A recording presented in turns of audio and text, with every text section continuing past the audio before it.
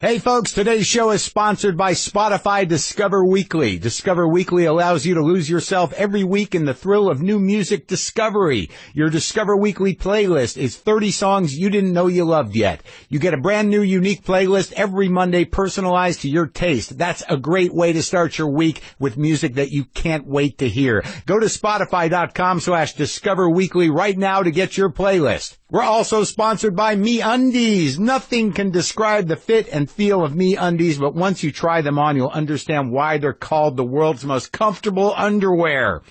I'm wearing them now. And if you don't love your first pair of MeUndies, they're free, no questions asked. Shipping is free in the U.S. and Canada, and you can save up to $8 a pair with the MeUndies subscription plan. Get the subscription or single pair and take 20% off your first order when you go to MeUndies.com/WTF. That's MeUndies.com/WTF for 20% off your first order. Okay? Underpants for the people. That's not their slogan. I just made it up. All right, let's do the show. Lock the gate!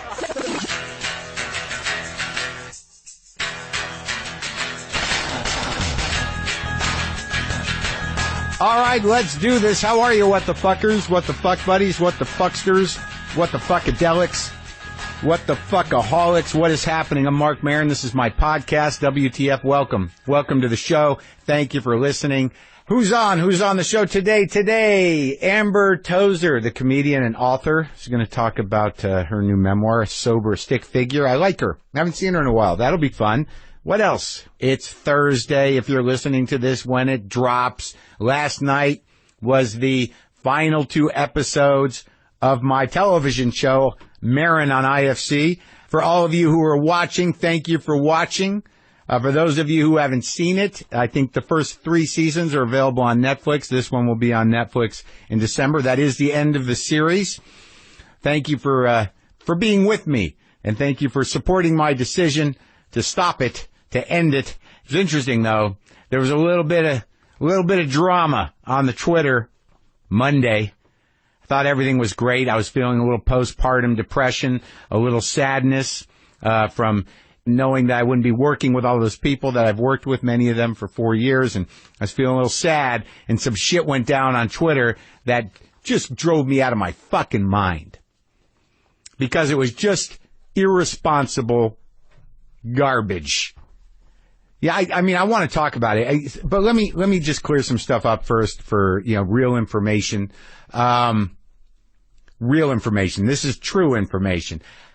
I'm going to be touring a bit. You guys know that. I'll be in Salt Lake City tonight, tomorrow, and Saturday at Wise Guys in Salt Lake City, there, downtown. I'll be at the Comedy Attic in Bloomington on the 28th, 29th, and 30th of July. And my stand-up live show in Phoenix has been moved to one night. I knew this would happen. I'm not upset about it.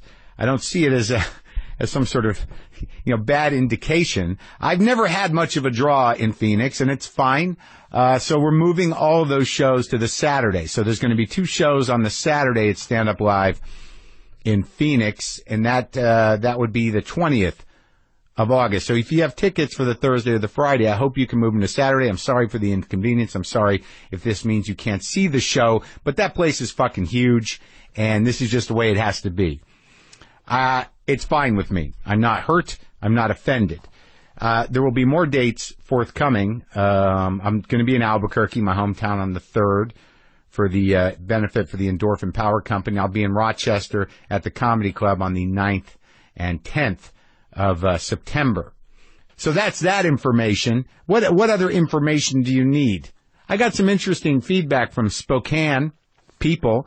Some people were very excited that I said such nice things about their hometown or the town that they live in. One person. There's just 2 sides to everything. You know what I mean? There's 2 sides to loving something, it seems, for me, or to having a good time at a place. You know what I mean? Do you? I'll explain it to you. We're sponsored today by Squarespace, the home base for WTFpod.com. And well, what does that mean exactly, people? Well, if you go to WTFpod.com, you'll see what a Squarespace site can look like. It's professional, it's clean and logical, and it has all the features you want in a website. But the thing you can't see is how easy it is for us to use. We can update everything with a few clicks. All the images are drag and drop, so we can change the photos or artwork or whatever we want. Look, if we didn't have an easy way to update the website every Monday and Thursday when a new show comes out, we wouldn't be using the site. With Squarespace, we never have to worry. And you can do all the stuff for your site too, whether it's a landing page, a beautiful gallery, a professional blog, or an online store. You can do it all with Squarespace. If you already have a domain, Squarespace makes it easy adding it to your site. And if you sign up for a year, you'll receive a custom domain for free for that entire year. Start your free trial today at squarespace.com and enter offer code WTF to get 10% off your first purchase. Squarespace. Set your website apart. The reason I got upset is that, look, it's a hard decision to make to stop something that is going fine, that is going well, that is going great, when you probably have the opportunity to continue, even though you know that that's not going to be as great necessarily, or that something's done. It's a hard decision to make. I stopped doing my show because it was done. Then some person, I'm not going to be hostile because this is just an indicator of a bigger issue. Some reporter, I guess, just tweeted out, and this was from a reputable source that's supposed to be the industry paper. The industry paper. My industry, show business. Yeah, there's only a couple of trades. And it's like you would think, but this is the time we live in, that a trade magazine, which is specific to a trade and not necessarily trying to start shit, though everything seems to be owned by large tech companies, content mills, that just are, they're almost like semi-intelligent sweatshops for, young people. They can just kind of plink away at the keys and generate 10 or 15 half stories a day based on no facts or nothing, speculation or secondary stories from other content mills that are gossip related or not sourced as well. But you would expect more from an industry trade. A little fucking research that was one click away for a story in Business Insider that did a good job with it. Of me deciding the show was over. It had IFC's president, Jen Caserta's response. They were fine with it, and they were happy that we'd had the time we'd had together. And then another paper just issues a story that the show got canceled based on nothing. Nothing. They just decided that was the word. Tweeted that out, the article, tweeted the link, and put that headline out into the world. Maron gets canceled. Now, the reason that that's such a big deal is because that implies something.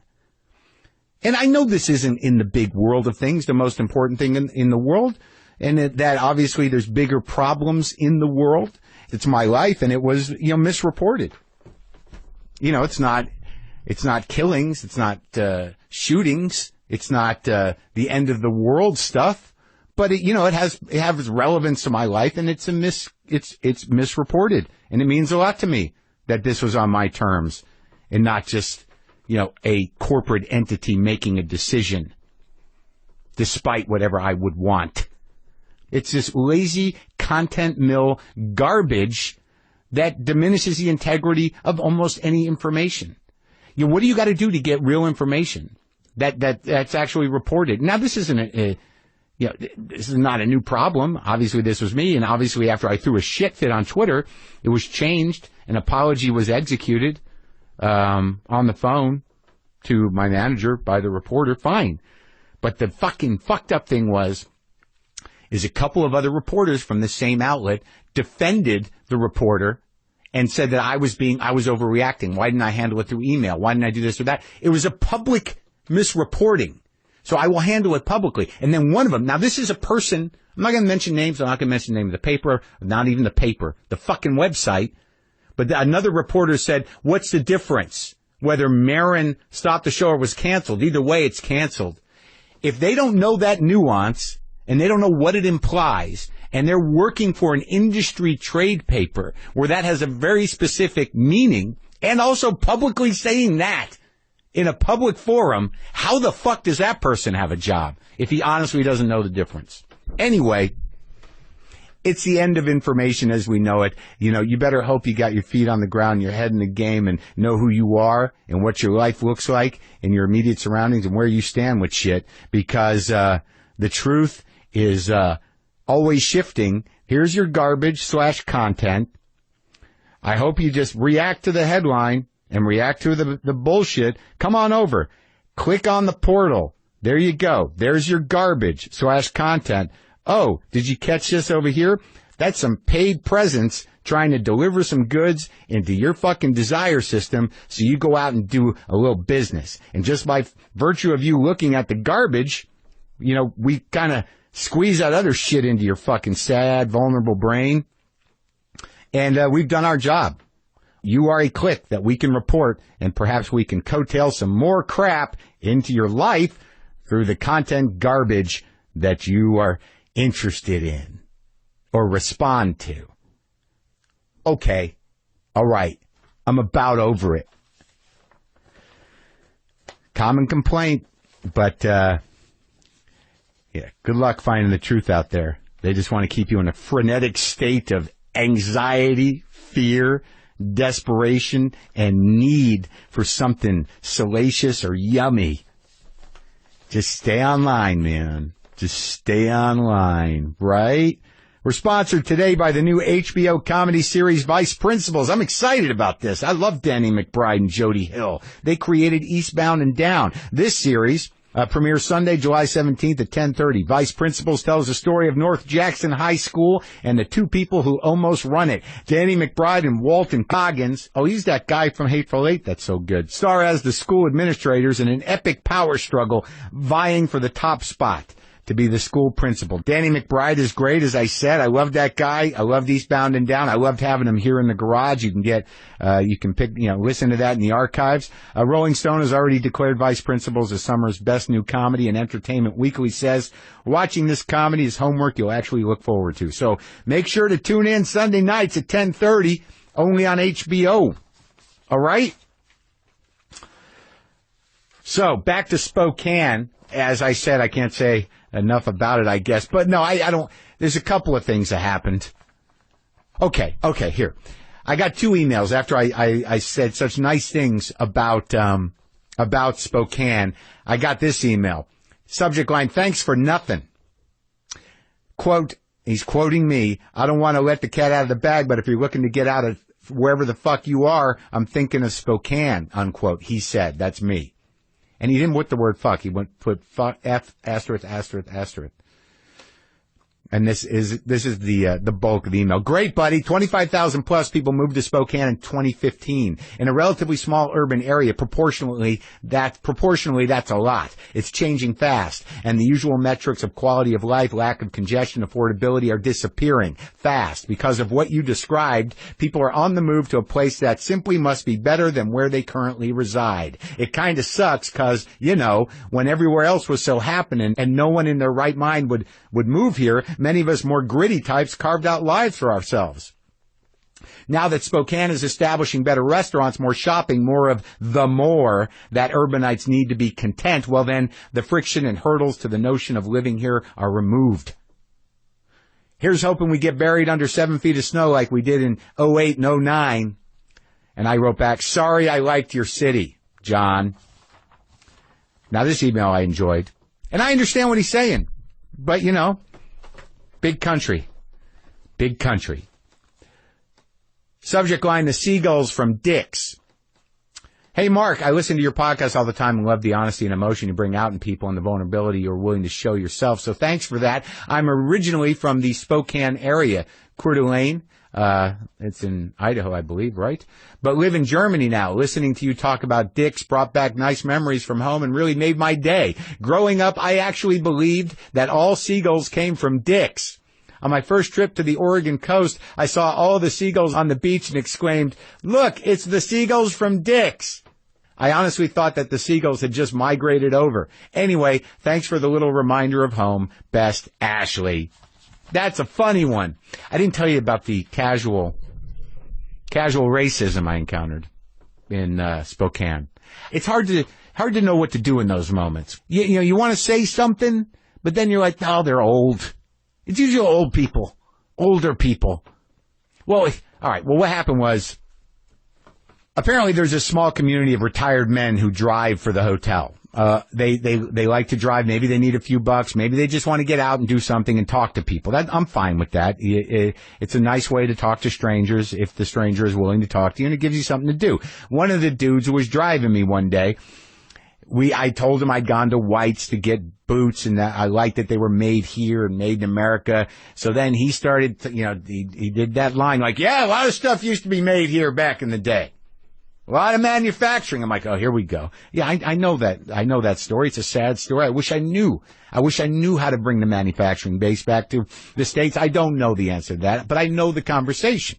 And I just started talking about how, now that people have been taught that, everything's disposable. It's pretty good for the economy, I guess, if people just buy shit, and if it's fucked up, they can just throw it away as opposed to return it or expect any quality whatsoever. And then he said, I do gardening. And I'm like, all right. And then he said, I used to get these sprinkler heads from the hardware store, and they used to be made in America. Not anymore. Made in China. Not as good. And I don't really know what that meant. I don't know what kind of racial dynamic, he sees when he turns the sprinklers on. That, is there sort of active like, oh, these Chinese sprinkler heads, look at them. Look at my grass is not happy. But it was the beginning of something I started to see as a narrative, not a narrative I had not heard yet. So we started talking about other things manufactured elsewhere. And, he said, like my phone. I got this cell phone. I'm not going to change it. You get these new phones, they break because they're all chin-chang, choo-chong. Like you buy one, it's chin-chang, choo-chong. Broken. I talk to these people, they buy these bigger phones, they break, chin-chong, choo-chong. Now, I knew what he was saying was obviously racially insensitive and probably racist. And then I said, well, what phone do you use? I mean, this old phone that you refuse to not part with. And he said, Samsung, 6 years old. Yeah.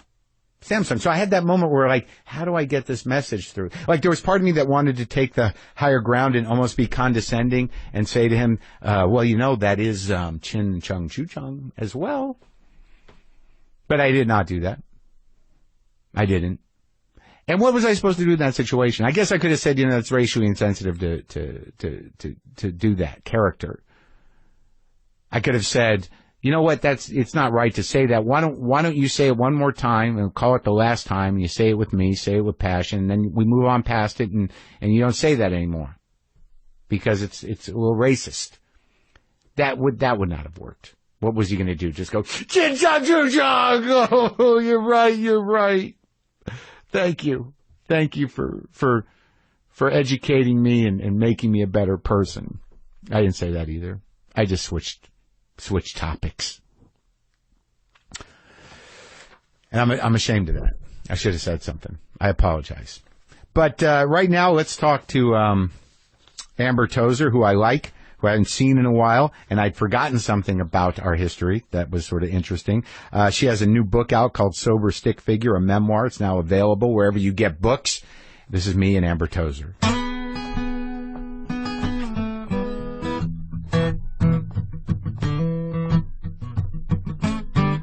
Amber Tozer, I have not seen you in, what? Like fucking years, I think. Probably. No, like years. 8 years? 7 years? What the fuck is that about? Why have I not seen you? Where did I even, like, what? Was it, is there a problem between me and you? You tell me. I don't think so. No. I mean, No, I don't think there is. I'm trying to remember where I met you. I think for some reason Jeff Singer is involved. Is that possible? We met years ago in New York. Right. But we didn't really know each other. I used to hang out at Luna Lounge before I Right. started doing comedy. I was there every single Monday. Just hanging around? Yeah, just getting drunk and just watching comedy. But did you lived in New York City? Yeah. And you'd moved there to do what? Well, I think I moved there to be a comedic actress, but I didn't want to admit it. Right. So, but I started working in .coms because it was 1999 and there were tons of jobs. So I got all these office jobs, these PR and marketing gigs. So I just sort of got sucked into day jobs. And then I started going to comedy shows and I became obsessed with stand-up. Yeah, because I remember you being around. Yeah. And you were just like, I work in PR at soandso.com. And I'm just hanging around being drunk. Is that you? Yeah, that was me. No, and I remember seeing you at Luna Lounge, and there was this one night where you had a really good set, but I don't think I watched it. I was at the bar getting drunk. It wasn't like I was in there watching you, but you know how they had TVs by the bar, and you destroyed, and people were and you came out of the performance space back to where the bar was. And you grabbed my face and you kissed my forehead. You were so happy that you just had a great time on stage and you grabbed my face and you just kissed my forehead. Sort of like a friendly dad. Did I know you?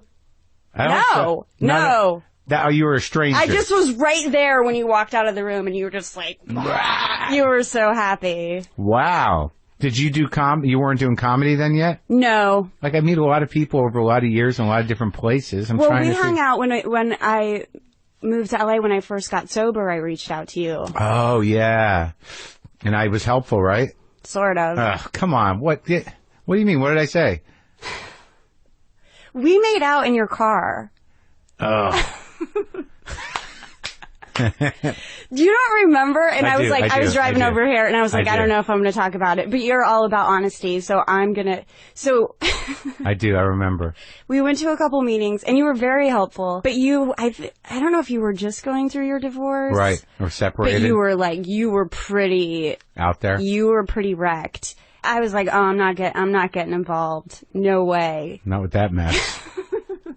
But then then it was cool. We were like, all right. I was like, we got Pinkberry. We went to a meeting, we got Pinkberry, and then we were talking in your car, and you're like, you just said you were being really nice to me, and then we kissed, and I was like, I didn't think it wasn't, I was just like, I don't know if this is a good idea. And you were newly sober? Yeah. What a monster I was. Yeah. What a predator.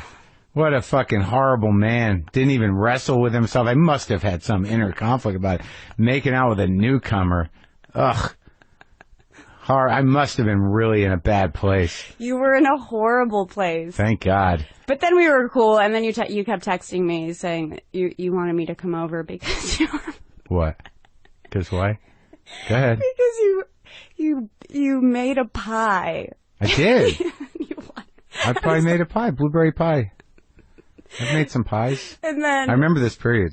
Really? Do you remember us making out in the car? I do now. Did you remember before I got here? No, you had to refresh my memory. Oh, okay.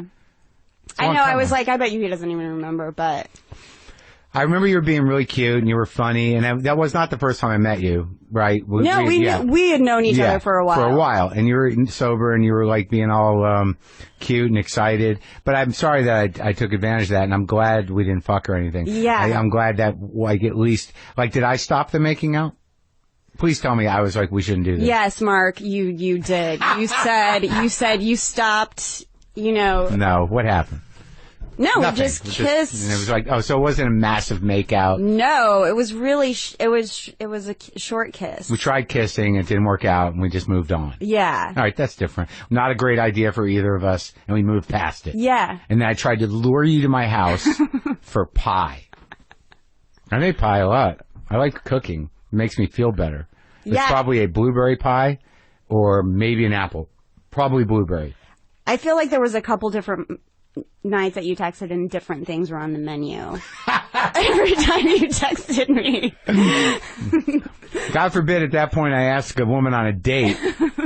Yeah, that was 2007, 2008, Mark. The pie was nice, though. I thought that was a killer. No, I know. Did you think it was weird at the time? Or were you just sort of like, I didn't think it was weird. But I'm surprised that I didn't, maybe if you would have, because I did go through sort of a acting out sexually phase. Missed it, huh? You missed it. I must have just been right after that. Right after. I tried to Or maybe right before. Maybe you planted some seed, being like, maybe. How long did that go on for? Not long. Because I can't. What kind of numbers are we talking? Not a lot. I can't. I tried it. Maybe 3. Ooh. Wow, you're on a tear. I'm sort of a prude, thank God. Yeah? Well, I can't have sex with somebody that I don't, like, that I can't talk to. Right. You know? Right. Ugh. Yeah? I can't do it. Uh-huh. I understand. Yeah. I mean, but you're sexually attracted to them. Yeah. Right. Once it's on, but it takes a bit. So I have your book here now that we've reestablished my horrible behavior with you. Glad that's out of the way. Well, sounds like it was just a kiss and a couple of pie pitches. Maybe a pie pitch and some other easily eating, not too complicated, not even a dinner. I just have dessert ready. Yeah, it was all dessert. Come on. And I was like, come on, make some chicken parmesan or something. Yeah. Oh, really? Is that the thing? That would have done it? I don't think I've ever made chicken parmesan. I love chicken parmesan. You do? Yeah. But that's a lot of fried and then cheese and then sauce. Well, you got to work for it. I could make bucatini alla matriciana, which is better. What is that? That's like a pasta with a spicy red sauce and with almost like a bacon in it. Maybe. Well, I'm not offering now. I'm just saying that would have been. Text me later. Now you're gonna get me in trouble. But I am making a pie. I got a pie in the oven right now. But Sober Stick Figure is the book I was sent. Mm-hmm. And it's in hardback. And it's right in front of me. Yeah. It's a memoir. Yeah. It's about your fucked up drunk life. Yeah. Yeah. How long have you been sober now? 8 years. And how's it going? It's going great. Yeah? But it hasn't always been great. Right. Yeah. Well, the first 5 are rough, man. It is rough. But I don't know. I think I get enough good stuff out of it, even when it's bad, that I keep going. And I'm sort of curious what's going to happen when I stay sober. Well, yeah, but eventually it just becomes like, I'm not going to fucking lose that count. I mean, a pride thing. Yeah, that kept me sober for years. When I'd see people drink, I'd be like, nope, not giving up the day count, man. Can't do it. I'm in. How many years do you have now? 16. Oof. 17 in August. Double me. Yeah, double digits now. Damn. Doesn't matter. All I have is today, Amber. And every day is a miracle. Every day is a miracle. Not great miracles some days. No. Not the kind of miracle. Yeah, it's hard to call them miracles, but yeah, I'll go with the framing. Sure, today was a miracle. I took a miracle nap. Let's go back. Are you still doing stand-up? Sometimes, not really. What happened? I don't want to do it anymore. I finally am okay with it. Wow. Yeah. Tell me about that. Well, I don't know why I did it in the first place. I think I was just drunk all the time and was like, somebody better give me a microphone. I'm hilarious. And then when I got sober, yeah, I couldn't believe that I had been doing stand-up for so long. It was one of the things, like, why am I doing this? But I felt like I should keep doing it because I was okay at it. It's a pride thing. Yeah, and I was like, I can't quit just because I'm sober now. I got to be able to, You got in it. You were doing okay because I remember you were, working. You were doing mics and stuff. Did you do any TV? I did Last Comic Standing. Oh, really? How far did you make it? I made it past the first round. I think it was 2007, but it aired in 2008, and it was a horrifying experience. Why? I hated it. Well, you weren't barely sober. No, I wasn't yet. Oh, so you were hitting your bottom? I was drinking. I was drunk on TV, but I was so functional. Like, I could drink 4 or 5 drinks and just talk normal because just have enough confidence to talk like a normal person. So I was pretty buzzed on TV, but I just was so nervous, and that whole setup where you have like 3 minutes and it went okay. Yeah. But I think the only reason why they had me on the show is because I knew one of the executive producers, and at the time I was selling mattresses on Craigslist for a job, and they thought it was hilarious. So the cameras came to my house, and they filmed me delivering a mattress like I used to. I used to strap them on top of my car and drive them around. You sold mattresses on Craigslist? Yeah, it was like my last 2 years of drinking. I started this sort of shady mattress business. Well, out of all the things in the world that you could do in a shady way, why pick the most cumbersome, difficult fucking racket? Because it all started out of a resentment. I was working part-time at this thrift store, and the owner was this insane guy, and he taught me the whole mattress business. Basically, you buy from a wholesaler, post an ad on Craigslist, jack up the price, and if you deliver, there's no overhead. So I learned this whole business from him. I quit. He starts stalking me and is saying, "Are you selling mattresses on Craigslist? Are you stealing my idea?" I was like, "No, Martin. I'm done with the mattresses." But was he selling mattresses? Yeah. It was his idea. He taught me everything. Right. So he taught me the whole world of Craigslist mattress selling. So when I quit, he thought that I was doing it behind his back. And he kept calling me and threatening me. And I wasn't. I was done. I was like, "I'm done with the mattresses, Martin." But he refused. He just kept bothering me. I was How like, many mattresses did you sell? Well, after I was like, "I'm going to do this because he thinks I'm doing it. Fuck you, Martin. I am going to sell mattresses." So for the next 2 years, I sold and delivered 600 mattresses with my lesbian neighbor. In what kind of car?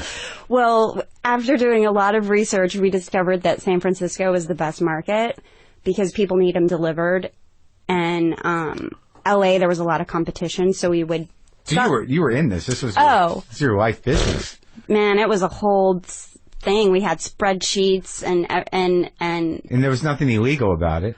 No, I think you have to have a reseller's license to sell furniture. So it was sort of illegal, like... Were you getting shitty mattresses? No. That's one thing that kept me okay with it. They weren't shitty. They weren't fantastic. I bought one and slept on one. Did you say that in your pitch? Yes. Of course. Yeah. And but we would sell we would sell over the phone, and we'd close the deal over the phone and be like, "We'll just take it to your house. We don't have a store." Yeah. The reason why these are so cheap is because we had this whole thing. I said, we'll bring it to your apartment. If you don't like it, you don't have to buy it. The reason it's so cheap is we don't have a store? Yeah, we don't have overhead. Yeah. So we'll just bring it to your house. And these were sealed and clean? Yeah. Yeah. They were good. Where'd you pick them up? How'd you get... Frank Jr., some guy named Frank Jr. Yeah. Never met Frank Sr.? No. No, I would have loved to have met Frank Sr. So was what Frank Jr., you got him at a place? Yeah, we got him at a place in LA, and we pre-sold on the phone, packed up a 24-foot truck, and drove to San Francisco every other weekend and delivered mattresses all weekend, and then I would do a spot at the Punchline on Sunday nights. Yeah.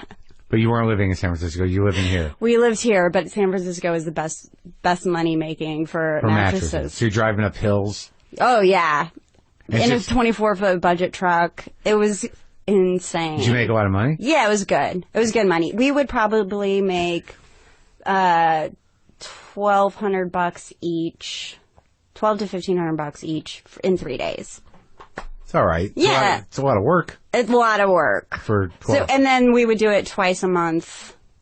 But I was young. To me, that was good money. I was like young and drunk, being like $1,200 cash. Yeah, all we got to do is get these mattresses, 20 mattresses, take orders, put them in a truck, and drive 5 hours up to 5 and drop them off at places in a hilly residential area. This is perfect. That's when I got sober. Oh, the mattress racket.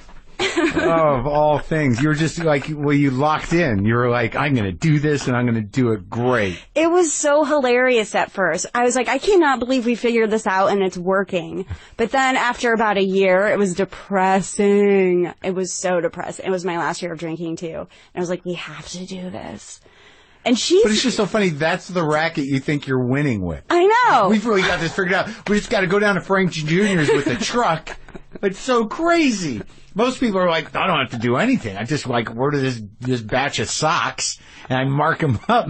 And it's very to think that you had it made. I know. With all of that fucking work is hilarious. Oh, we've really nailed it.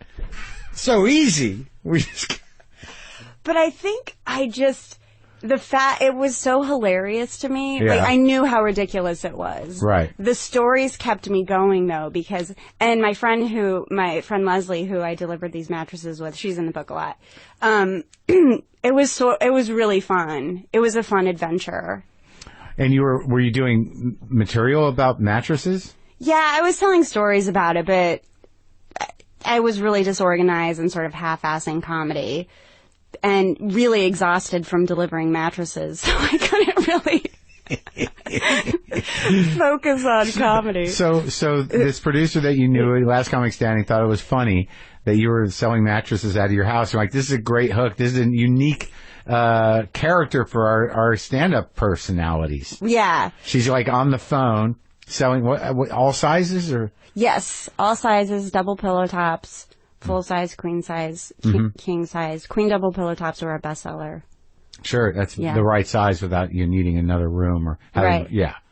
Yeah, you didn't have no California Kings or nothing? We did. No. We did. And you guys were moving California Kings? In San Francisco, so 6-story apartments. Just the two of you? Yeah, just the two of us. And sometimes guys were very nice and helpful, and other times they had to just watch us to see if we could do it.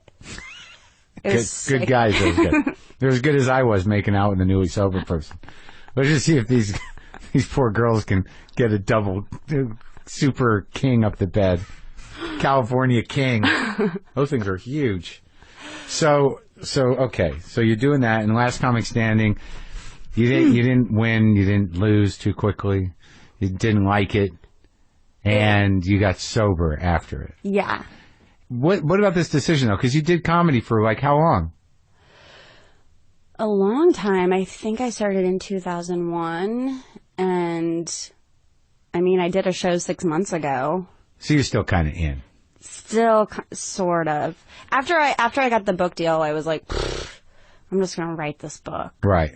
And it was nice to take a break and to be okay with it. I think the struggle is like being okay with it, you know? Just absolutely. Admitting it's sort of like a long breakup.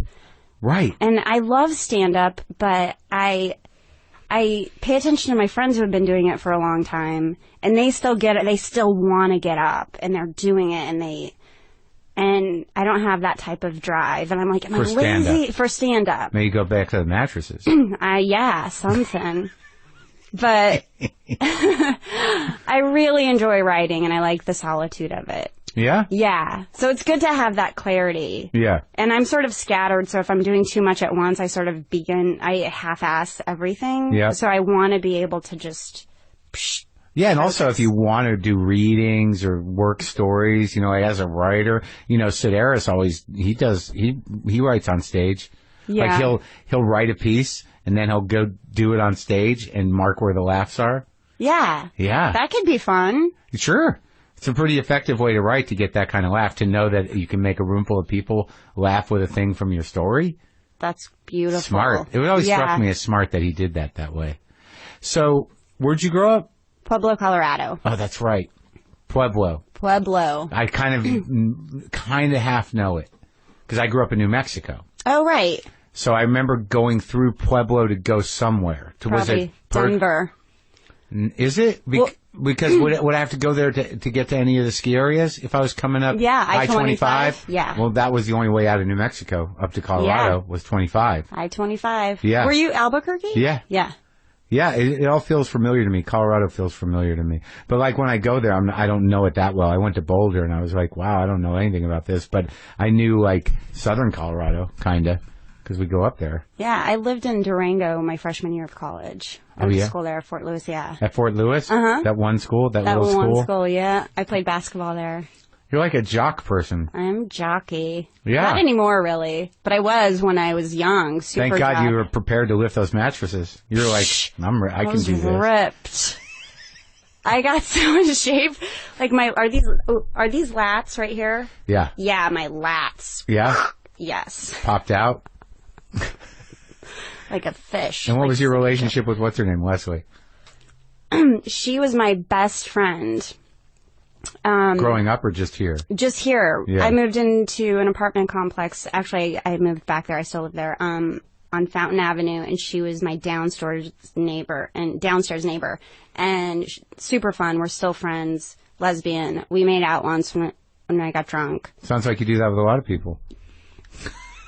Just make out. Just kissed her, huh? Yeah, we just kissed. Yeah. Yes. Uh-huh. Why do you got to qualify when you were drunk? You just you made out with your neighbor, made out with my lesbian neighbor, and didn't stick. No, because I'm not gay. It was. I wish I was. I made out with a lot of girls when I was drunk, and when I got sober, I was like, oh, I think I could finally get some clarity on being gay, and I'm straight, and I'm so mad. So mad about it. That you were straight? Yes. But like when you were drunk, you were like, I'm going to try again. With girls? Yeah. Yeah.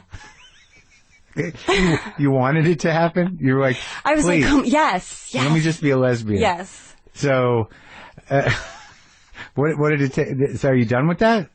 With girls? Yeah. Yeah, I mean, I get girl crushes, but I'm just physically attracted to guys. Yeah. Yeah. It's more of like an emotional communication type with girls where I'm like, oh my God, I love them, but I don't want to kiss them. Right. Oh, well. Yeah.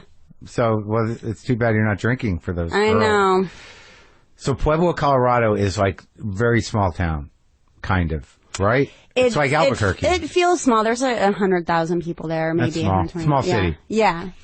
And what do you have, a sister? I have 2 younger sisters and an older brother and an older half brother.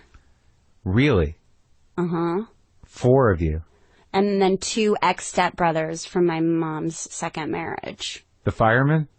Yeah. I had to remember. Yeah. Yeah. So when did this, because your memoir is kind of funny because you're viewing it all through an alcoholic point of view. Like it's really, that's where you sort of start. When did that start? Not the drinking, but the alcoholic behavior, right? Kinda? Yeah, I feel like I was uncomfortable when I was super young, but during high school, I was confident and happy. There was this magical 4-year period in high school. Yeah. I don't know where it came from, but I went, or maybe even starting in the 8th grade, I was happy. I think because I was really busy and I was good at things. Yeah. Just popular but I tried really hard. I was like a validation junkie. Yeah. So I was getting all of that. What good at what? Like sports and shit? Just sports and good grades. But I worked really hard. It wasn't like I was a natural at anything. And your parents were together or they weren't together? My biological father and my mom divorced when I was 9, and then my stepdad and my mom got married, I think, when I was 11, just a couple years later. And your biological dad, what was he like? He was not okay. He was a manic depressive alcoholic. Manic depressive and alcoholic. Yeah, he never came out of his bedroom. Is that true? I have my father would do that occasionally.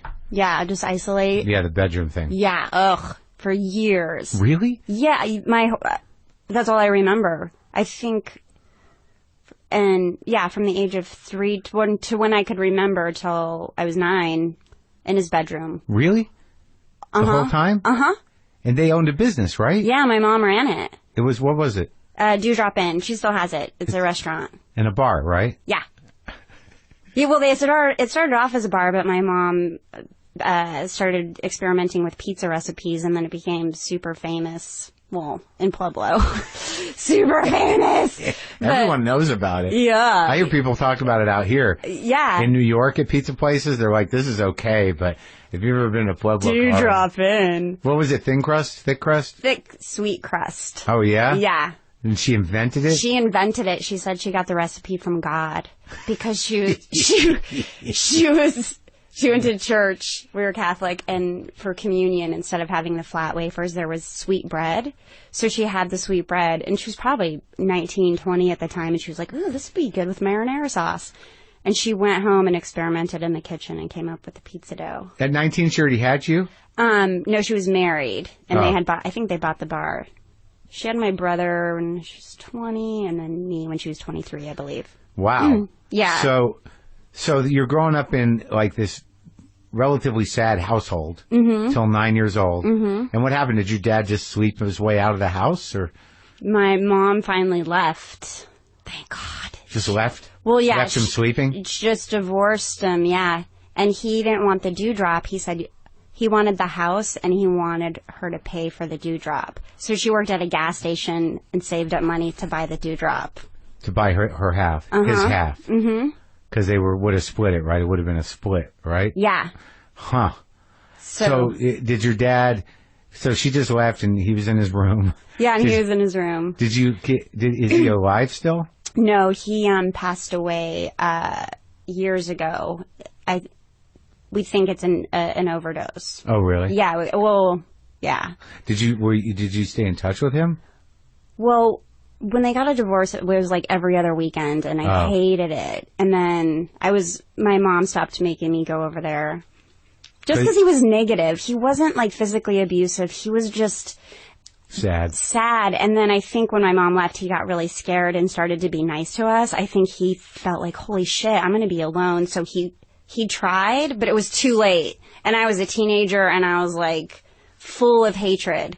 So I would see him then it started to be just the holidays or his birthday, blah, blah, blah. And then when I moved to New York, I would come back and see him once or twice a year during the holidays. Did he ever remarry or anything? No. He had a girlfriend for a little while. He's just sad, man. Oh, man. Unmedicated? Never got the medicine for the bipolar? I don't think so. No.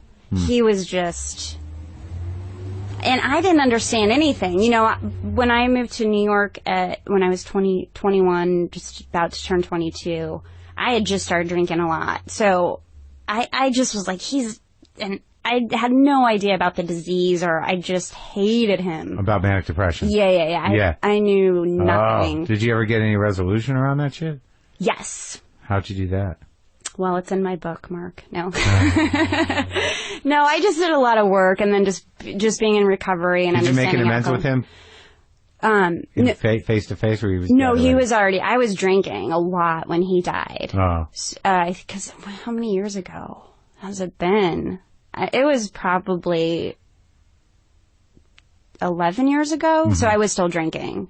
Maybe 12 years ago. God, I don't even know. But so I was still drinking a lot. Right. So you let yourself off the hook through the amends process in a way? Yeah. Yeah. Yeah. Yeah. That's what it's for. Yeah. So I'm okay now. And it was so funny because I didn't live day to day like hating my dad because he wasn't a part of my life. So when I was in high school or, you know, having fun in New York, I wasn't like, my dad's a bad person. He wasn't even on my mind. Right. But the last year of my drinking, I was like crying about him. Huh. It was bizarre. Like all this stuff came up about him, which I was like, why am I thinking about him all of a sudden? Did you figure it out? Well, I think I had a moment of clarity when I quit drinking, and my dad was like the first thing I thought of, being like, I'm not going to go out like that. So, So I don't know if it was just like coming to the surface for a reason, because that moment of clarity, I was like, oh, I'm going to be like my dad, and I don't want to be. So he was a drunk? Yeah. Okay. Yeah. Yeah, he was a drunk. Oh, sorry. Yeah, Well, no, I know you said he was manic depressive and he drank, but I didn't know what that looked like. So you'd go over to his house after they divorced and he'd be loopy? No, he would drink like O'Doul's and stuff when we were over there, and I was like, oh, that's weird. But one time I went over there and I didn't tell him. I surprised him, and he was hammered. Yeah. So I was like, are you drunk? Because he would hide it from us because his dad was an alcoholic, so he had so much shame around it. Right. So he hid it really well. And the one time I showed up without telling him, wasted. Wow. And then I found out more from my older half brother. He told me a lot of stories that I had no idea about. And then in the end, he drank a lot of drank a lot of vodka and pills. And then, a maintenance man found him. Oh, who found him? A maintenance man. Oh, really? Mm-hmm. In the apartment building. Oh, man. Yeah. So, so you don't want to end up like that. Ugh, no. So when I had my moment on an air mattress, not even like a real mattress, you would think I would have a real mattress. So that maybe that was is that the moment that made you sell nice mattresses? Like you hit your bottom on an air mattress and you're like, I'm not going to be my dad and I'm going to provide good mattresses for whoever needs them. Well, I had already stopped at the mattresses at that point. I was just drinking. Oh, that was post-mattress? Yeah, like right towards the end. You ended up on an air mattress? This story just keeps getting sadder and sadder. I know. You don't want to be your dad, and like a woman who is known in San Francisco for selling mattresses. And I got sober. My moment of clarity was in San Francisco. On an air mattress in Oakland. That's bad when you don't even have a mattress and he sold them. I know. In Oakland on an air mattress? Wow, that sounds sordid. How did that happen? So, okay, we're going to have to track it. Oh, man. So... I was up in San Francisco just for a weekend. The mattresses had already ended.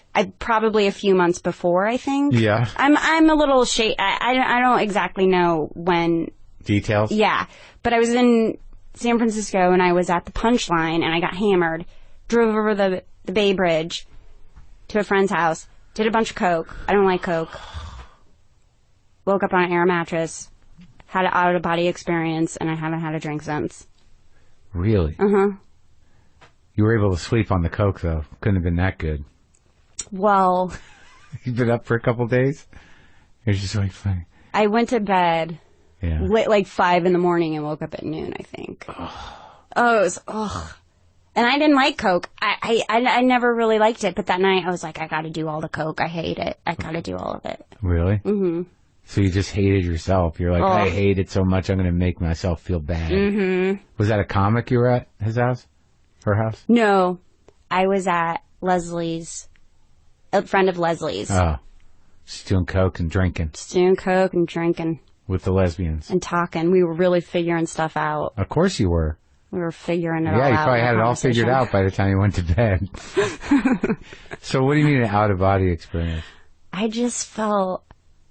it was probably the coke. I don't know if it was a spiritual experience or the coke. It was right when I woke up. I opened my eyes, I was flat on my back, and I just was like, I just knew I was done. I knew I was done. Wow. And I thought about my dad, and I thought about, and I knew that I needed to ask for help. You did? Mm-hmm. How'd you know that? Well, because I had tried to get sober many times before. Oh. By myself, in secret, sort of just staying dry, really white-knuckling it. And so I tried many, many times on my own. So that time, I knew I would have to do something different, which is ask for help. And you did? Uh-huh. You knew a sober person? Mm-hmm. Yeah? I emailed them, yeah. Oh, really? Mm-hmm. And it worked out? Mm-hmm. Did they sponsor you? No. They emailed me back right away. It was my friend Tom, and he gave me, a woman called me right away, his friend, this woman who runs a sober living. Tom, a comic?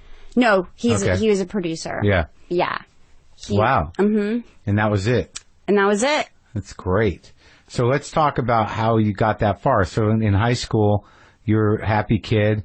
Everything was going your way. Cocky, confident, doing the athletics, getting good grades. Probably being a little bit of a bully here and there. Mm-hmm, mm-hmm. Oh, yeah. Shitty girl. No, I was nice. I was sort of a people pleaser, wanted everyone to like me. But I would be mean to people if I thought they deserved it. But Pueblo is like one of those places. Is it like New Mexico? You can drive at like 15 or 16. Like, when do you get your driver's license? 16. Right. So you're like in it, got a car. What kind of car you got? I had a Geo Spectrum, I think, was my very first car. And then I had a Jeep, and then I got a pickup truck. Can you believe I'm not a lesbian? No. I think that's the next book. I hope so. You can do it. I think you can do it. I'm supportive of it. God, maybe I just need to meet the right girl. Definitely. I'll tell you, do you have a website? I do. All right, well, just we'll print it out there in the world and get some emails. Okay. I need a girlfriend. Oh, boy.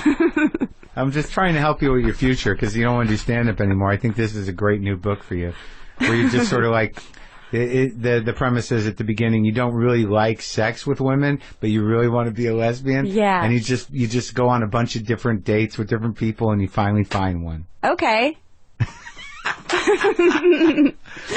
But wait, tell me about the guy, because I like the story about the dewdrop too. So this was just a shitty bar that you used to go in when you were a kid? Mm-hmm. And you just see all those drunkies there? Uh-huh. And you liked them? I loved them. They were really nice to me. Smelled like cigarettes and stuff Yeah, in there? yeah. Like pool table, jukebox. Guys there every day? Yeah. Oh, those the are regulars. That would wait for your mom to open the place. Probably. Yeah. I don't remember that. But we would go before it was, I loved going before it was open because I would look in the booths for quarters and I'd look for money on the floor and help my mom vacuum. Uh-huh. It was fun. God, well, maybe you should take the restaurant over. Ugh, no way. That's so much work. I was a waitress there for 7 years. Oh my God, in high school? Yeah. In the summers and weekends. And how big of a Sundays. place is it? Well, it was small, but my mom relocated now. She has 2 locations. Wow. Yeah, she's a badass. She's doing all right for herself. Yeah. Well, that's a great story. Your dad just slept and drank himself into a stupor. Mm-hmm. Your mom goes and works at a gas station, gets enough money saved to buy him out, and turns the whole shit around. Yep. And then marries a fireman. Marries an alcoholic fireman. Well, you know, she had a style. She has a taste. Yeah. But he was a good guy, right? He was all right. He started off great. Yeah. But then he was nice to me because I was sporty and he was sort of a sports guy. Yeah. But drinking, my mom had to leave him. Again? Mm-hmm. Wow. Mm-hmm. Got ugly? It sort of did, but I was already out of the house when it really ended. I think for 2 years I was out of the house and then they got a divorce. There wasn't a lot of yelling and screaming. No. No, not with my biological dad or my stepdad. My mom's not like, she just works. She works and she just like shuts down and then makes a decision. Did she come from alcoholics? Yeah. Yeah. So my grandfather died from it, so she was raised by alcoholics. I mean, it's everywhere. But so she went the other way. She was like the control freak person. Mm-hmm. Mm-hmm. As opposed to the drunk. Mm-hmm. Mm-hmm. Right. Yeah. I think that's the more proactive, healthier way to go. If you're going to be a kid of an alcoholic, try to be the one that wants to control everything. Yep. Because they do pretty well. They do. Until they just hit a wall where like, I can't work anymore, I hate everybody. And then it's all fucking over. I'm waiting for her to hit a wall. She's, in her 60s, working 7 days a week at the restaurant. Well, I'm sure it sounds like she's got, like, whatever, whether it's recovery or not, she's found balance in her life. And, if it's not killing her, then why not? Yeah, she likes to stay busy. And she's happy. Yeah. Yeah. No Al-Anoning? No. Just working. Just working. She's too busy. She doesn't have time. Too busy for that shit. Yeah, those people, I mean, they don't have to hit a wall, but eventually, some crisis of control happens. You know what I mean? Yeah. Where you're kind of like, I don't have control over this. She started taking breathing classes, and I think it helped. Yeah. Breathing classes. Breathing classes. Was she really a breath holder? I don't know. I gotta ask her. I hold my breath. Me too. You do too? I'll find myself just not breathing. Yes. All the time. Me too. Or I'm a shallow breather. People have to tell me breathe when I'm working out or something. If I'm working with a trainer, she's like, breathe. I'm just holding my breath, lifting things. Do you take short breaths? I feel like my breath goes right here and then comes back out. Yeah, I don't know how. Whenever someone tells me how to breathe, I'm like, that seems like a lot of work. Like I have to be aware of it. Like, breathing should be relatively passive. I don't want to be like, because then I hyperventilate. What? But they say when you focus on your breath, your mind has to go there. So you can't. That's meditation, right? Yeah. Right. Yeah. So your mother's breathing and making pizzas, managing restaurants. Did she get married a third time? Yes. Oh my God. What kind of fuck up was that guy? They're still married. Oh, good. He's a farmer. Oh, my God. And he only has 2 beers a day, and... But he's aware of that? Oh, yeah. So he's a controlled drinking, controlled alcoholic. That's great. He's a workaholic. Oh, he's yes. on the farm. He has 150 acres. Oh, yeah? Oh, yeah. In Pueblo. That's a lot of land. Yeah, a lot of land. What's he leases it out, but right. he, there's pinto beans and corn but does he do organic, sell it locally kind of thing, or is he, No. Part of the big machine. I think he's part of the big machine. Well, that's good. It's not an easy racket. Yeah. This is his hobby. He's already retired. Farming 150 acres is his hobby? Yes. Yeah? Mm-hmm. Wow. He's a good guy. He's a little socially interesting. I don't know. He might have Asperger's. Oh, yeah? Yeah. Yeah. Well, But I would much rather have him have that than anything. how does that manifest itself? I think I'm just diagnosing him, but it's just like social cues. Oh. You know, he'll talk about trains and electricity, and I could be like, ugh, and he'll just keep going. Oh, yeah. Yeah. Yeah. He thinks doesn't matter whether you're interested or not. Oh, no, I could start crying, and he'll just keep going. About trains. He'll need to get to his point. He has to get all the way to the end. Can you walk away and come back? Yeah. Oh, yeah. All right, so you're in high school, you're doing well, and then when does the magic? Because it sounds like you're headed towards the light of being the progeny of alcoholics. You're heading towards control freaky, sportsy, like you're going the right way. And what happens? You know, I took a few road trips and realized that the world is really big, and I didn't want to stay in Pueblo anymore. Yeah. And I went to New York the year before I graduated college, and I was like, I have to move here. So after I graduated... But you weren't drinking yet? No, in the summers and, like a kid. Sort of like, woo! But I would get hammered every time I did. I didn't do it often, but when I did it. Yeah. So I had already blacked out a lot, but not regularly. No. Right. It was just a lot of fun. Where'd you go to college? Oh, Fort Lewis? Fort Lewis and then University of Southern Colorado. Doing good grades? Basketball grades. Playing basketball? Yes. You're not that big. I know, I'm tiny. But you're just a whiz? Yeah. Super fast, aggressive, 3-pointer. Really? No look passes. No defensive. Kidding. Yeah? That good, huh? I used to be good. Do you still play for fun? No. Why?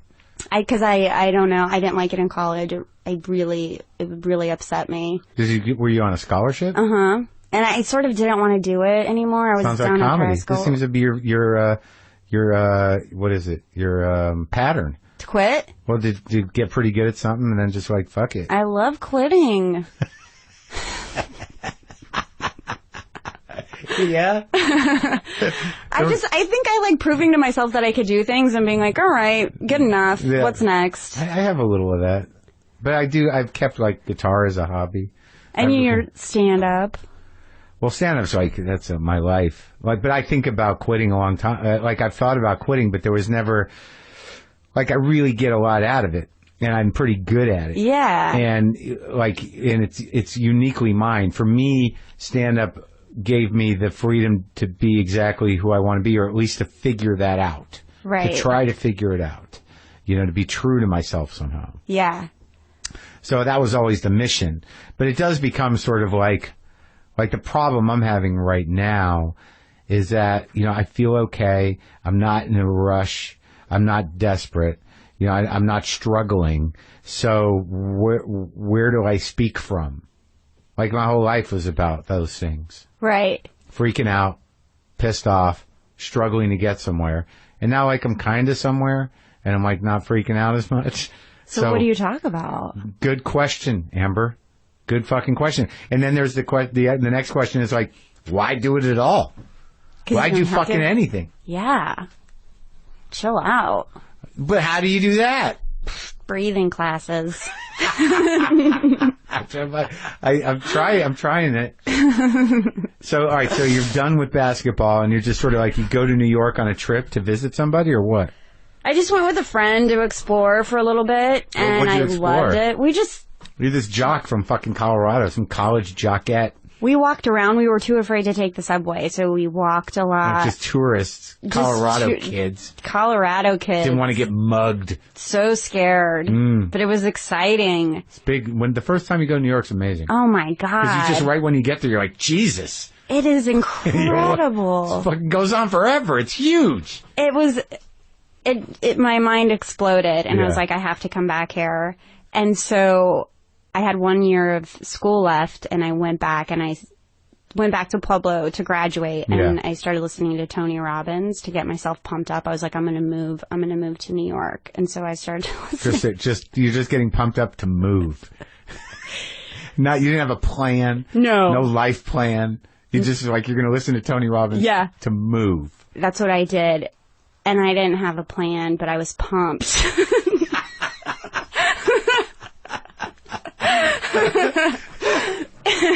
And I did it. Bought a one-way ticket, 2 suitcases. What's your degree in? Business. I have a business degree. And you did well in school. Yeah. So you had some mind for something. Yeah. But no plan. No plan. So you moved. One-way ticket, Tony Robbins tape in your bag. You're listening on a Walkman, right? I did. CD. 30-day personal power. 90 days in a row. Unstoppable. Yeah. So what do you do when you get to New York? I had a hotel room for a week, and I went on job interviews. For what? Business? Business stuff. Yeah. Just internet companies. All internet companies. I ended up getting hired as a headhunter down in Wall Street. Wow. Yeah. It was... So I found a job within 3 days, but I could not find an apartment. But before I had moved, I was online, and the internet was... And you were, like, nailing it? You're all, like, business suit, kind of doing the thing? My mom bought me a super expensive business suit, and I was overdressed every single time. But I felt pretty powerful. Good suit, Tony Robbins. Yeah. Head full of Tony Robbins and an expensive business suit. Yeah. I found a job, and then... But I had been emailing people. The internet was, there was like one site to find apartments. What year was that? Like 99. So I was emailing with this guy, Jeff, and we had become friends, but by the time I got out there, the room was already rented. But he was really nice. Yeah. So I had to stay on his futon for 2 days and then found an apartment in Astoria. When does it all start to unravel? Well, I was drinking right away a lot. I had to. I could not handle... What did Tony Robbins say about that? I stopped listening to him. That's probably what did it. I stopped listening to Tony. I was getting drunk every day. With who? Guys from work, by myself, whoever. I was sort of okay. After a little bit, I was okay going to bars by myself. What was your drink? Long Island iced teas for a while. Just because you're young, you're like, I want to get hammered right away, and that's the drink. And then I switched to 7 and 7. Ooh, and then eventually vodka gimlets. That was the last one? Vodka gimlets? Vodka gimlets and white wine. 7 and 7, pretty good drink. That's a hard drink. Yeah. Yeah. I went for it. Yeah. Vodka gimlet, that's lime juice? Mm-hmm. Mm-hmm. Old Nice. lady drink, yeah. Yeah. But I don't know, and I think I was... After the initial rush of moving to New York wore off, and I was just at these day jobs, and I bounced around day jobs. So I was like a headhunter, and then I got a job as a PR person at a new startup, and I bounced around these day jobs. But once the rush of moving to New York wore off, I was like, this is it. I'm here. So what? And then I started to go to comedy shows, and I was like, I can't. I just loved it. I loved watching stand-up. And I went to shows almost every night. Where at? For a year. Just everywhere. I don't know. I don't remember the names. Who were you seeing? Who was the first people you saw that made you like, wow, this is amazing? I saw, everyone at Luna, like you and Janine and Zach and, Eugene Merman and those guys who were starting out. Nick Kroll, Chelsea Peretti. I went to B3 with Becky Donahue, I think every Wednesday night, and So mostly alt rooms. Yeah. Mostly. Yeah. Occasionally I would go to Caroline's, but I loved the alt rooms. Yeah. And I would just sit there and just be like, oh my God.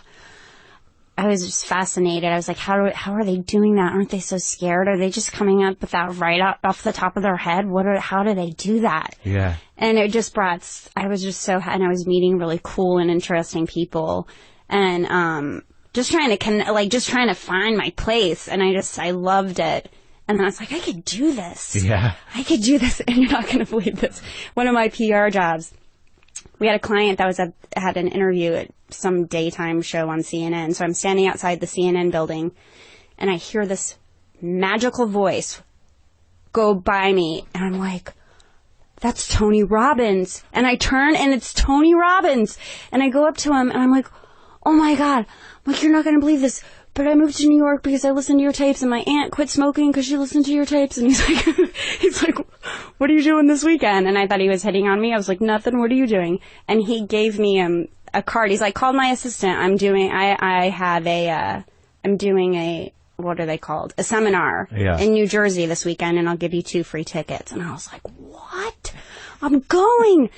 So I asked all of my friends, and they were like, what? I'm not going to that. That guy's a fucking, New Yorker. Sure. Yeah. He's like, the infomercial guy? I said, well, I'm going by myself. So I went to this Tony Robbins seminar by myself. I took like a short bus from Port Authority with these Tony Robbins groupies. I don't know how. I just ended up on this bus with a bunch of middle-aged women, and they love Tony too, and we're just talking, and I told them that I met him on the street, and they were like, what? I said, yeah, I got 2 free tickets. They're like, we had to pay $500 for our tickets. Oh, shit. I was like, I had an extra one. Nobody wanted it. They were going nuts. And then I went to the seminar, and I got jazzed again, and then I started doing stand-up comedy. I asked for a $10,000 raise like the next day, got it, and then I started doing stand-up comedy. Because Tony, what was it? Was there a point where he says, like, what do you visualize what you want to do, that kind of thing? Like, how did you, like, were you, in your mind, was that the problem you were working on that when you went to the seminar, kind of thing? Sort of. I was really upset that I was just working these day jobs, and I was sort of on the just wanting to do it, but how needing long was to the seminar? It was an all-day thing. Yeah. And I was sitting next to businessmen who were forced to go there for their jobs, because Tony's like a business guy where he trains a lot of corporate people. But these business dudes were like, ugh, our company sent us here today. But by the end of the day, we're freaking singing Tina Turner, doing jumping jacks. He brainwashed all of us. And you just left with the confidence? Yes, and I ran down, like, the show's over, and I ran. It was this huge, it was Continental Arena. Uh-huh. I think that's what it was called then. I don't know, but I go, and the seminar's over, and everybody's leaving, and Tony's, like, shaking people's hands on stage, and I scream from, like, the second row, and I'm like, Tony! I'm like, we met yesterday on the street. And he's like, oh, hey, thanks for coming. And he's like, oh, I gotta catch my chopper to a show. And he told me that, and I was sort of bummed that he told me that. Yeah. So I was like, oh, you gotta catch your don't tell me that. What did you think he was gonna do? Like, get the bus? I don't know. That's what ruined Tony Robbins for you, is that, oh, you thought he was bragging, like he didn't seem like the everyman that you decided he was? And then I just, but it was pretty incredible. So you left all jacked? Jacked. And you weren't drunk at the seminar? No. I wasn't. Yeah. I don't think they had alcohol there. So the next day you asked for a raise, because I was working hard. I was working hard and felt like I deserved it. So you just got this, like, Tony Robbins really made a difference? Like, wow. Yeah. And then you started doing stand-up? I took a class, a 6-week writing workshop, and then With who? Tommy Koenig. Oh, yeah. Yeah. And so for 6 weeks, and then when you graduated, you got 5 minutes. And I did it at Stand Up New York. It was my first time. And it went okay. It went well enough for me to try it again. Yeah. And the second time I did it, I killed, and I was like, oh, I got addicted to it. Right. Yeah. The old athletic high school good times. I'm good at this girl. Is back. People love me. Working hard. And were you running around doing spots? Yeah. And I had met so many people, so I knew everyone. Oh, because you were hanging around. I was hanging around for a year, and everyone was really nice. I said, hey, I'm trying it out, and they'd give me stage time. So now what's going on with the alcohol at this point? Really drunk, but really functional. Yeah. Performing drunk? Yeah. Well, not hammered, but right. Yeah, if you, like 2 or 3. Yeah. To Gimlets? get, like, I'm not quite sure if I was on the gimlets yet. Just whatever. No beers, though. Always hard liquor. Usually hard liquor, because beer, I was like afraid of getting fat. Yeah. And I started smoking too. I wasn't a smoker until I started doing comedy. Yeah. Yeah, and then I was a chain smoker. Yeah. It's the Attell School. The Dave Attell School of Comedy. Oh, Smoke those cigarettes. yeah. Everyone used to smoke then. Did you? You smoked? I did, yeah. Merman smoked. I don't think he smokes anymore, though. Like, he was a big smoker. A lot of us did. It's weird.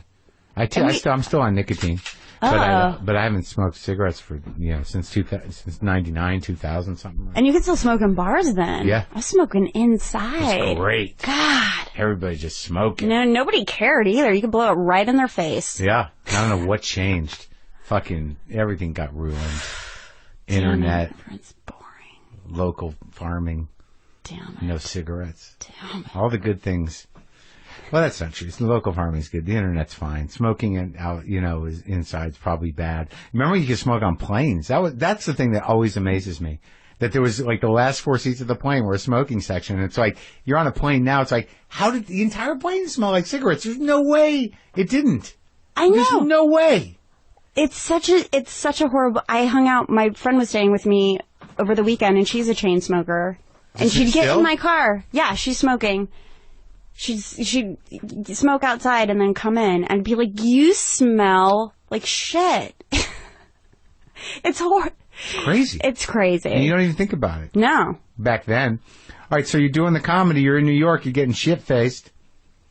And then, like, for years? Years. Were people concerned? No. Because you were functioning. Functioning, not getting in fights. I wasn't having a good time. Having a great time, showing up to work. So. Oh, when did you quit those jobs? The internet jobs? Yeah. Well, my last year in New York, I was a waitress, and I really liked it.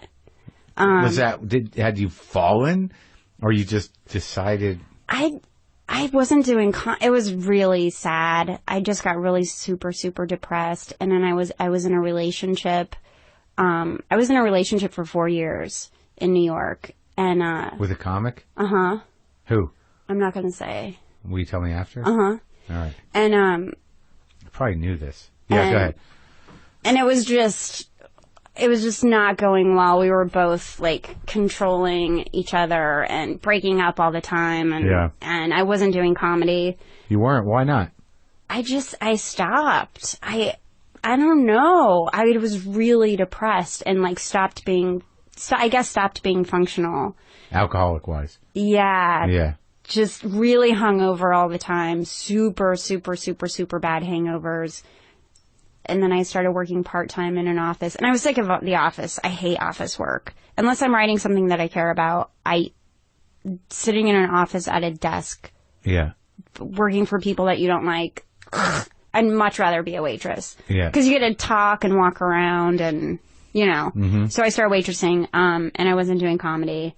And then I was like, I'm moving to LA. I wanted to get out of there. And I did. Just a geographical, really. Mm-hmm. Mm-hmm. No real plan. No real plan. Tony help you? No Tony. Wasn't interested in Tony again. Damn. And I just moved to LA. Did you think it was clinical depression or just alcohol based? I don't know. I was drinking so much I have no idea. And then you come out here. Little bit of hope. Sunshine. Doing comedy again? A little bit, yeah. I was going to shows, sort of checking it out. What was this, 2000 and what? 2006? 2006. But I didn't like doing comedy. I liked stand-up much more in New York. Because in LA, it's like everyone's in the industry. Yeah. And the audiences. Yeah. So there's no people there just to enjoy comedy. So the stand-up scene, I wasn't loving it. Yeah. But I was happy to be out here because a lot of my friends had already moved out here. But still drinking. Still drinking, but not as depressed. Right. I sort of got like a second boost of happiness when I moved here. Yeah. Just a new life and new opportunities, and got a job. Sell mattresses. That was it. Mm-hmm. It was a thrift store, and then selling mattresses, and I did that. Are you and Martin okay now? No. I don't know if he knew that what I did. I have no idea. He accused you of it. He accused me of it. I was like, you think I'm doing it? I'm going to do it. But I don't know if he knew. Is he still around? No, that thrift store is not there anymore. So maybe he's doing the mattresses. He probably is. He had a niece who stole the idea from him.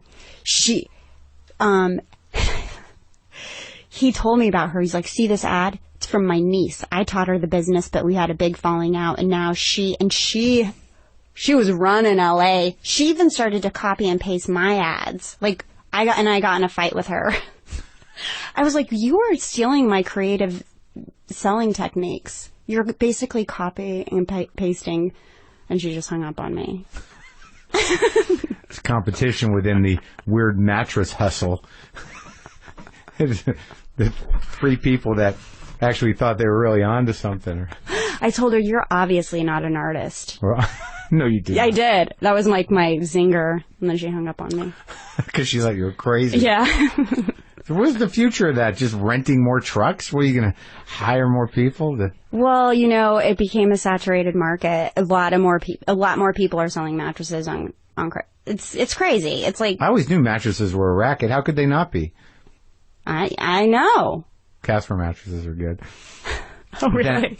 But okay, so you're doing the mattresses, and then you end up in Oakland, doing comedy, drinking on an air mattress, and you fucking just have your white light experience. And you get sober. And life's been good.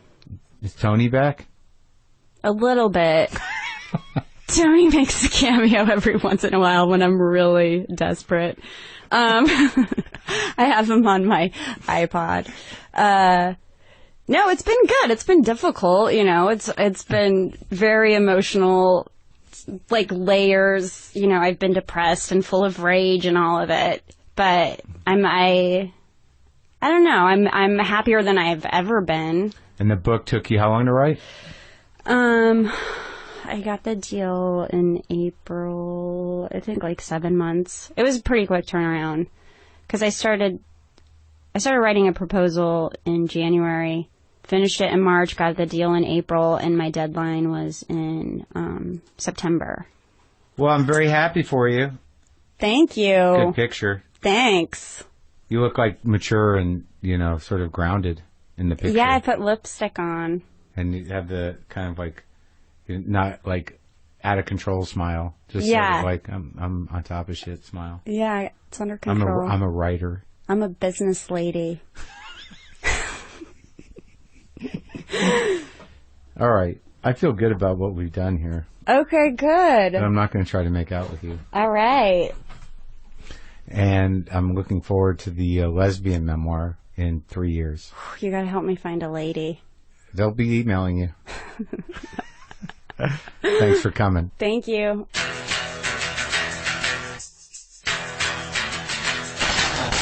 I like her. I like the book. It's cute. Amber Tozer, thank you. Thank you for coming. Do I ever say that? After they're gone. She's long gone. Don't forget to use Spotify Discover Weekly to get new music that you'll love. Your Discover Weekly playlist is 30 songs personalized to your music taste. It's the perfect way to kick off your week. Go to Spotify.com/Discover Weekly now to get your new music playlist every Monday. That's Spotify.com/Discover Weekly. Go to WTFpod.com, powered by Squarespace, to check out my tour dates, to get some merch, to do whatever you're going to do. And please take care of yourself, and please really think about, what you're doing. Could you please just think about what you're doing? And if it's shitty, try to curb it or stop it. No guitar today. I'm too hot. I'm saving my ears. Okay? Just for today.